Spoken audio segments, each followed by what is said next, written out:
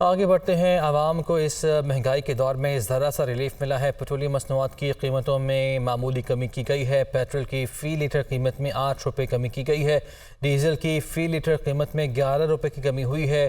عوام کی جانب سے مطالبہ کیا جا رہا ہے کہ قیمتوں میں زیادہ کمی کی جائے تاکہ اس کا صلہ بھی عوام کو پہنچے، عوام کو اس کا کچھ فائدہ تو ہو۔ پیٹرول کی فی لیٹر نئی قیمت کی بات کی جائے تو یہ قیمت اب 323 روپے 38 پیسے فی لیٹر مقرر ہو گئی ہے اور قیمتوں میں کمی کا باضابطہ طور پر نوٹیفیکیشن بھی جاری کر دیا گیا ہے۔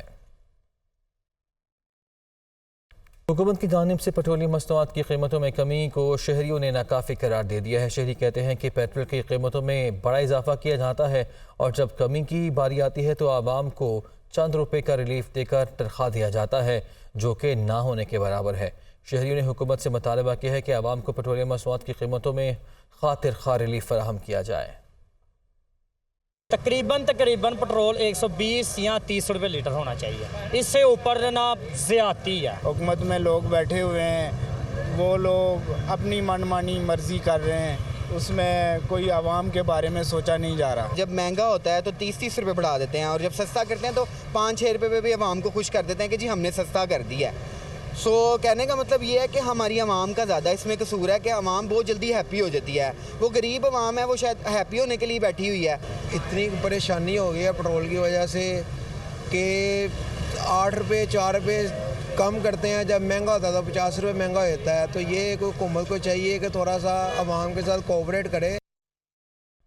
رواں مالی سال کے لیے انکم ٹیکس ریٹرن فائل کرنے کی تاریخ میں توسیع ہو گئی ہے۔ ٹیکس ریٹرن فائل کرنے کی تاریخ میں 1 ماہ کے لیے توسیع کی گئی ہے اور اس کا نوٹیفیکیشن بھی جاری کر دیا گیا ہے۔ رواں مالی سال کے لیے انکم ٹیکس گوشوارے ریٹرن فائل کرنے کی تاریخ میں توسیع کر دی گئی ہے اور یہ بتایا جا رہا ہے کہ نوٹیفیکیشن جاری ہو چکا ہے۔ اس نوٹیفیکیشن کے مطابق ٹیکس ریٹرن فائل کرنے کی تاریخ میں 1 ماہ کے لیے توسیع کی گئی ہے۔ Army chief general Asim Munir نے کوئٹہ کا دورہ کیا، مستونگ واقعے کے زخمیوں اور اہل خانہ سے ملاقات کی، قانون نافذ کرنے والے اداروں کے اہلکاروں کی بہادری کو خوب سراہا۔ آرمی چیف نے کہا کہ اندرونی اور بیرونی شرپسند قوتوں کو ملک کی معاشی اور انسانی ترقی سے تکلیف پہنچ رہی ہے۔ قوم کی حمایت سے خوارج کے خلاف پوری طاقت سے آپریشن جاری رہے گا۔ جنرل سید عاصم منیر کا دورہ کوئٹہ، مستونگ اور جوب میں ہونے والے حالیہ دہشت گرد حملوں کے بارے میں بریفنگ لی۔ دہشت گردی کو جڑ سے اکھاڑ پھینکنے تک آپریشن جاری رکھنے کا عزم۔ ISPR کے مطابق چیف آف آرمی اسٹاف نے شہداء کو زبردست خراج تحسین پیش کیا اور کہا کہ 12 ربیع الاول کو ہونے والی دہشت گردی اور اس طرح کے واقعات خوارج کے مذموم عزائم کو ظاہر کرتے ہیں۔ اس دہشت گردی کو بیرونی ریاستی سرپرستوں کی پشت پناہی بھی حاصل ہے۔ دہشت گرد اور ان کے سہولت کار خوارج ہیں جن کا مذہب اور نظریے سے کوئی تعلق نہیں۔ دہشت گرد پاکستان اور اس کے عوام کے دشمن ہیں۔ بری طاقتوں کے خلاف قوم کی حمایت سے ریاست اور سیکیورٹی فورسز بھرپور طاقت کا استعمال کرتی رہیں گی۔ چیف آف آرمی اسٹاف نے کہا کہ دہشت گردوں کے خلاف آپریشن بلا تعطل جاری رہے گا اور مسلح افواج، انٹیلیجنس ایجنسیز اور قانون نافذ کرنے والے ادارے اس وقت تک آرام سے نہیں بیٹھیں گے جب تک ملک سے دہشت گردی کی لعنت کو جڑ سے اکھاڑ کر نہیں پھینکا جاتا۔ انہوں نے کہا کہ عوام نے دہشت گردوں کے نظریے اور ان کے پشت پناہوں کے پروپیگنڈے کو مسترد کر دیا ہے۔ جنرل سید عاصم منیر کا کہنا تھا کہ عوام امن، معاشی ترقی اور انسانی ترقی کے لیے پوری طرح پرعزم ہے، جس کی وجہ سے پاکستان کے اندر اور باہر شر پسند قوتوں کو بہت زیادہ تکلیف پہنچ رہی ہے۔ آرمی چیف نے CMH کوئٹہ کا دورہ کیا جہاں انہوں نے مستونگ واقعے کے زخمیوں اور اہل خانہ سے ملاقات کی۔ آرمی چیف نے بلوچستان پولیس اور قانون نافذ کرنے والے اداروں کے اہلکاروں کی بہادری کو خوب سراہا اور شہداء کے اہل خانہ کو مکمل تعاون اور حمایت کا یقین دلاتے ہوئے کہا کہ دہشت گردوں، ان کے سرپرستوں اور سہولت کاروں کو کسی صورت بخشا نہیں جائے گا۔ آگے بڑھتے ہیں۔ سابق وزیر اعظم اور مسلم لیگ نون کے صدر شہباز شریف نے کہا ہے کہ نواز شریف کی قیادت میں ملک کو بحرانوں سے نکالنے کے لیے کمر کسلی ہے۔ معاشی اندھیرے مٹانا، عوام کو ریلیف دلانا، یہی قائد نون لیگ کا ایجنڈا ہے۔ لاہور میں شہباز شریف کی زیر صدارت مشاورتی اجلاس میں نواز شریف کی 21 اکتوبر کو آمد پر استقبال کی تیاریوں کا جائزہ لیا گیا۔ اس موقع پر شہباز شریف نے کہا کہ معیشت کی بحالی، قومی اتحاد اور دہشت گردی کا خاتمہ اولین ایجنڈا ہے۔ ہماری توجہ، صلاحیتوں اور اقدامات کا رخ عوام کو مسائل سے نجات دلانے کی طرف تھا ہے اور رہے گا۔ مزید یہ بھی کہا کہ نواز شریف کا اصل ایجنڈا عوام کو تکلیف سے نکالنا اور ریلیف دینا ہے، نوجوانوں کو روشن مستقبل دے کر پاکستان کا معمار بنانا ہے۔ اور مریم نواز کہتی ہیں کہ چوتھی مرتبہ وزیر اعظم منتخب ہو کر نواز شریف ملک و قوم کے لیے تاریخی کردار ادا کریں گے۔ عوام کے لیے مہنگائی، مہنگے بلوں سے نجات کی ضمانت نواز شریف ہیں۔ دہشت گردی کے خاتمے کی فیصلہ کن جنگ کی قیادت نواز شریف کریں گے۔ مسلم لیگ نون کل شاہدرہ لاہور میں پہلا جلسہ کرے گی۔ حسن رضا کی رپورٹ۔ مسلم لیگ نون نواز شریف کے 21 اکتوبر کے جلسے کے لیے کارکنوں کو متحرک کرنے میں مصروف۔ نون لیگ کے ڈویژن اور اضلاع کی سطح کے صدور اور سیکرٹری جنرل کا اجلاس کی صدارت کرتے ہوئے چیف آرگنائزر مسلم لیگ نون مریم نواز نے کہا، قوم کی امید نواز شریف ہیں، تعمیر و ترقی کی تعبیر نواز شریف ہیں، مزدور، کسان اور محنت کش کو ریلیف صرف نواز شریف دلا سکتے ہیں۔ ترجمان نون لیگ مریم اورنگزیب کے مطابق مسلم لیگ نون اتوار سے جلسے شروع کرے گی۔ آغاز شاہدرہ لاہور سے ہوگا۔ اگلے 10 روز تک مختلف مقامات پر مسلم لیگ نون مسلسل جلسے کرے گی، جس سے شہباز شریف، مریم نواز اور حمزہ شہباز خطاب کریں گے۔ دوسری جانب پارٹی ذرائع کا کہنا ہے کہ نواز شریف کی واپسی کے لیے قانونی ٹیم نے لیگی قیادت کی باہمی رضامندی سے اپنی حکمت عملی کو حتمی شکل دے دی ہے۔ نواز شریف کی وطن واپسی سے 2 روز قبل لاہور ہائی کورٹ میں حفاظتی ضمانت کی درخواست دائر کی جائے گی۔ قانونی ٹیم کو لاہور ہائی کورٹ سے 3 سے 7 روز کی حفاظتی ضمانت ملنے کا یقین ہے۔ نون لیگی ذرائع کے مطابق نواز شریف کا سعودی عرب میں 4 روزہ قیام کا امکان ہے، پھر دبئی سے سینئر لیگی رہنماؤں کے ہمراہ پاکستان آئیں گے۔ جمعیت علماء اسلام فے کے سربراہ مولانا فضل الرحمان کہتے ہیں کہ سیاسی عدم استحکام ہو تو دنیا ہم پر اعتماد نہیں کرے گی۔ شمالی علاقہ جات میں شدید سردی کی وجہ سے جنوری کا مہینہ الیکشن کے لیے اچھا نہیں ہے۔ اس وقت بلوچستان اور خیبر پختونخوا میں الیکشن مہم چلانا مشکل ہے۔ انہوں نے مزید کہا کہ پی ٹی آئی کی سیاسی حیثیت پر صرف یہی کہوں گا کہ ان کی کارکردگی تو کچھ نہیں تھی۔ پی ٹی آئی کو ملکی سیاست میں نہیں ہونا چاہیے۔ پاکستان نواز شریف کا اپنا ملک ہے، ان کو واپس آنا چاہیے۔ وہ فیصل آباد میں کارکنوں سے مخاطب تھے۔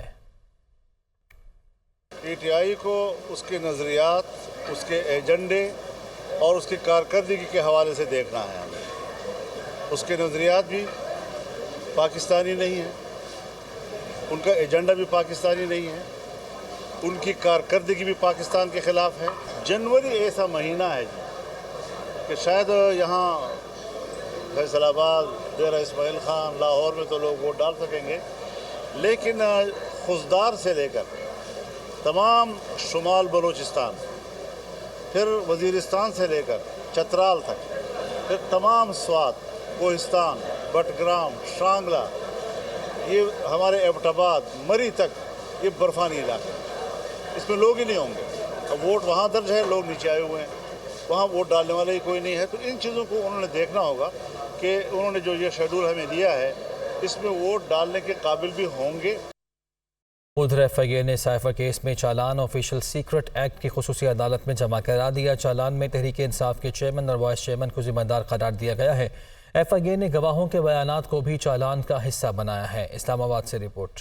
سائفر کیس میں اہم پیش رفت، چیئرمین پی ٹی آئی کی مشکلات میں اضافہ، چالان عدالت میں جمع، اعظم خان سرکار کے مضبوط گواہ، سیکرٹری خارجہ بھی فہرست میں شامل، اسد عمر الزامات سے بری۔ ایف آئی اے کی جانب سے جمع کرائے گئے چالان میں چیئرمین پی ٹی آئی اور شاہ محمود قریشی کو قصوروار قرار دیا گیا ہے۔ دونوں کی 27 مارچ کی تقریر کا ٹرانسکرپٹ اور سی ڈی کو بھی چالان کا حصہ بنایا گیا ہے۔ چالان میں کہا گیا ہے کہ چیئرمین پی ٹی آئی نے سائفر اپنے پاس رکھا اور اسٹیٹ سیکرٹ کا غلط استعمال کیا۔ Cipher copy chairman P T I کے پاس پہنچی لیکن واپس نہیں کی گئی۔ شاہ محمود قریشی نے 27 مارچ کو تقریر کی، پھر چیئرمین پی ٹی آئی کی معاونت کی۔ آئی اے نے چیئرمین پی ٹی آئی کے سابق پرنسپل سیکرٹری اعظم خان کو ایک مضبوط گواہ کے طور پر پیش کیا ہے۔ ذرائع کا کہنا ہے کہ اعظم خان کا 161 اور 164 کا بیان بھی چالان کے ساتھ منسلک ہے۔ وزارت خارجہ سے لے کر وزیر اعظم تک کی تمام چین گواہوں میں شامل ہے۔ ان میں سیکرٹری خارجہ اسد مجید اور سابقہ سیکرٹری خارجہ سہیل محمود، ایڈیشنل سیکرٹری خارجہ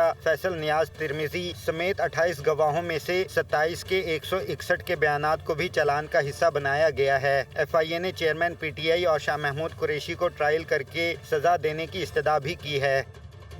حلقہ بندیوں میں آبادی کے تناسب کا معاملہ فیفن نے رپورٹ جاری کر دی ہے۔ رپورٹ میں 180 حلقوں میں آبادی کا فرق 10% مجوزہ تبدیلی کو عمومی اجازت سے متجاوز قرار دیا گیا ہے۔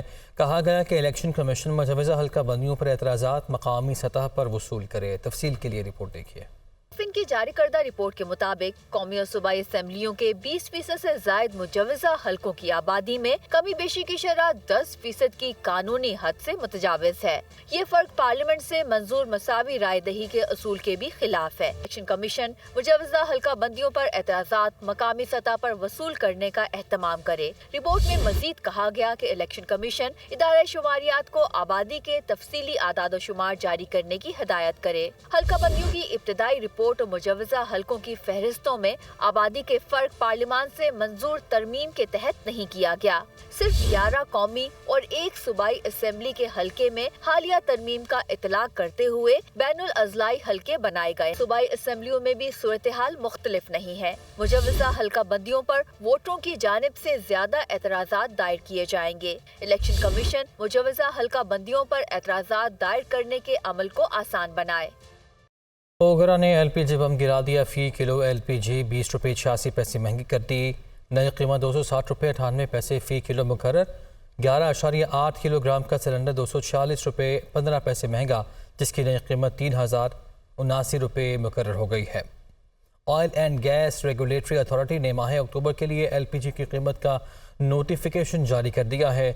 LPG की फ़ी किलो कीमत में 20 रुपये 86 पैसे का इजाफा हुआ है, जिससे फ़ी किलो LPG की नई कीमत 260 रुपये 98 पैसे हो गई है। घरेलू सिलेंडर 240 रुपये 15 पैसे महंगा होकर 3079 रुपये का हो गया। ओगरा के मुताबिक कमर्शियल सिलेंडर की कीमत में 947 रुपये का इजाफा हुआ है, जिसके बाद कमर्शियल सिलेंडर की कीमत 10,902 रुपये से बढ़कर 11,849 रुपये हो गई।